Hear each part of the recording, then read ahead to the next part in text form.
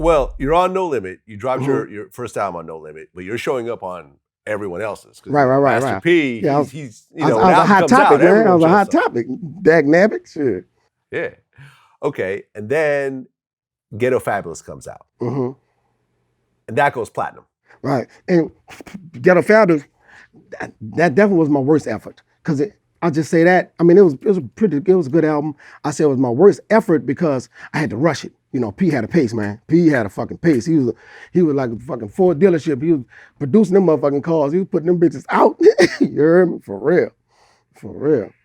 I mean, how did you feel about that? Because I remember reading interviews by Beats by the Pound, and they talked about how, you know, certain producers takes a month to put together a beat, but not at No Limit. You know, you need that shit tomorrow, and you got to hurry up and just crank out those beats. That was all Master P's driving force, because you know I come from the old school hip hop where, man, it'll take me a fucking month to write my fucking song. When I finish with that bitch, though, I don't give a fuck if you got 10 albums. That one song gonna kill all your shit.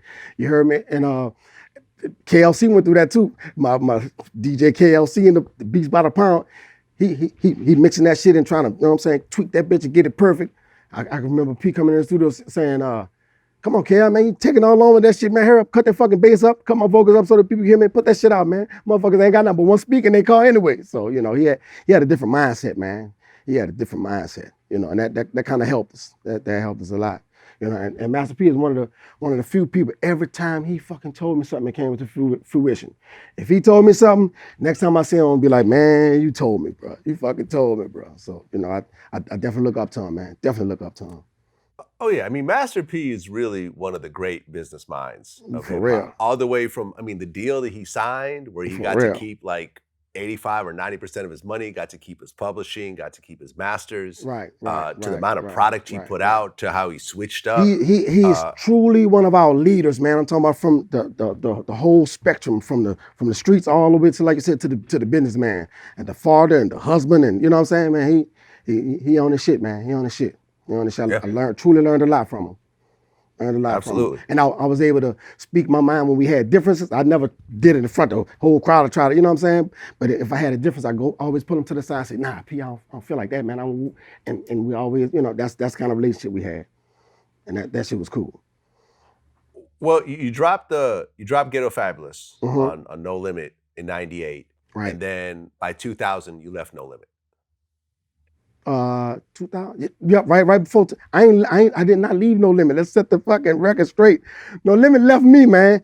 I showed up for work and looked around there, boxes and shit there. They ain't here no more. What the fuck? Wait, No Limit? Shit, I was in Atlanta. I was actually recording a song that album, the album with Shake Ass on it. I was recording that album because that's when fucking Juvenile hit. Lord have mercy, Jesus. Lord Jesus. 400 degrees. You might well sit your ass, you ain't finna fuck with him. Sit down. So that was, and you know, we competitive. So I'm like, man, how the fuck can this nigga here is killing it. He was just like me. He was something you never heard of. He was fresh, he was new. It was like, motherfucker. And Shake Your Ass came out my fucking mouth.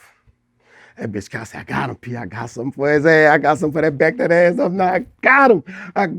It never made it to him. He called me. I was in Atlanta in the studio. He called me and said, man, look. He said, Mike, bro, we did our thing, bro. Everything, you know, on the up and up. I'm going to go and let you do your thing. I'm finna go in a different direction. And man, I was really hurt. I was like, all right, bro, all right, fuck.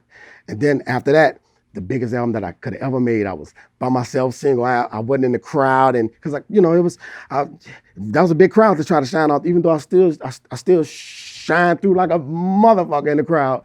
But I didn't have a crowd to have to shine through. This time I was by myself. You know, I was by myself, and it was the most successful album I ever had, for real. Okay. I remember I got on the plane, I got on the airplane, and Southern Entertainment was on there. Boy, I know people regret he let you go, boy. That man, you killing this. I said, man, I ain't like that man still doing that thing. Fuck, I still ain't rich as him. Fuck. You know what I'm saying? So that shit was fun, man. That shit was fun.